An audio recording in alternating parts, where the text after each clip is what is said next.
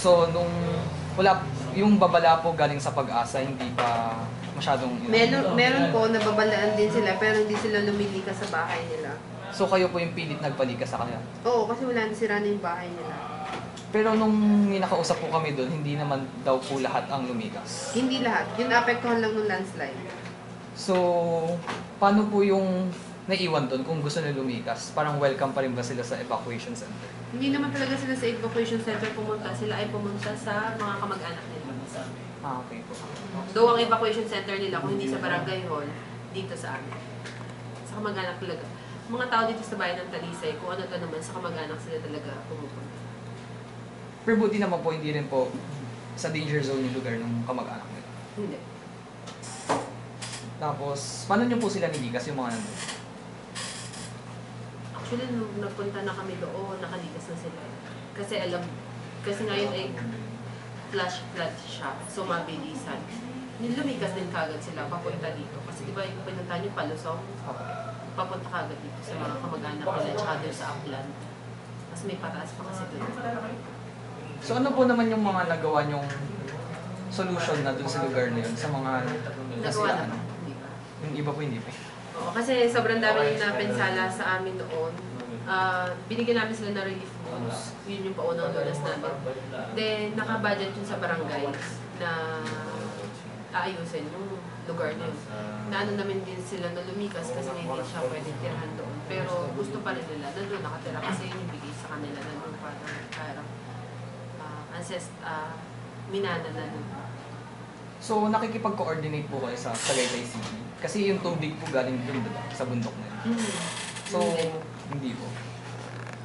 So, parang 23 creeks dito, galing talaga lahat sila sa Tagaytay. So, ang reality naman talaga, ideally wala talaga dapat na tao doon sa mga lugar na ganun. Kaso, sila doon pa rin talaga sa tumigil. Buti po hindi nyo parang pinapaalis talaga dun. Malapit na.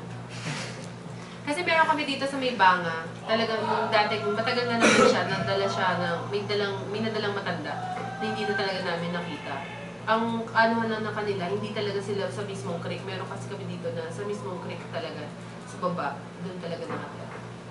Pinapuntahan nyo kasi medyo nasa taas kasi yung bahay nila nasa taas. Medyo, ang nangyari lang, meron kasi humarang na kahoy, galang lang din sa taas na parang nag-ano dun sa tubig, parang hindi tumali. Humarang sa tubig, parang hindi tumali. So, nangyari na ba noon yan? Or first time lang? First time. Sobrang lakas lang talaga ng flash flood dahil nga dun sa humarang na kahoy. Kaya yun, kung makikita nyo, may naapektuhan din siya ng medyo baba. Hindi ko alam kung pinakita sa inyo. Hindi, may aso po yun. Hindi. Kasi, sino nagsama? Wala. Si Cleo. Cleo! Ano kasi doon ay sa medyo taas, pagbaba nyo, ibang kalye na yon, dapat dinala kayo. Naapektuhan din. Then, naipon yung tubig, bigla din siya. Nasira yung riprap naman sa Sitio Rita. Kasi Bulod yung pinuntahan yung Sitio Bulod, tapos Sitio Rita. Isang may tulay po ba yun? Yung... Iba pa yun, sa Aya yun. So, ang nangyari pala doon, tinulungan kami na ang bangko na ginamit namin ay galing sa parang Philinvest. Kasi may lupa sa taas, Philinvest na. Kailan po dumating yung tulong? At nung araw, nung time din eh.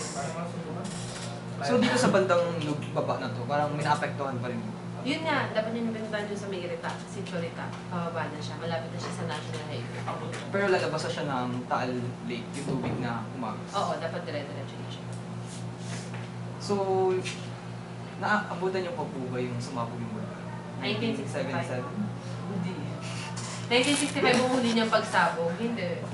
1984 ako pinanganak. Wala po bang records dito noon? Anong record? Yung... about dun sa pagsabog ng bulkan? Feebox. As May satellite kami. Satellite. Yung satellite na office ng Feebox. Tapos yung... di ba may part po ng Taal Volcano na Talisay pa? Dalawa. So, ibang team na nandun? Ng emergency? Kami din yun. So, under one office lang po? Ah. Wala naman po nangyari landslide doon nung may nangyari dito? Wala. Walang landslide. Sige. Ano pa? Ano pa tanong? Wala.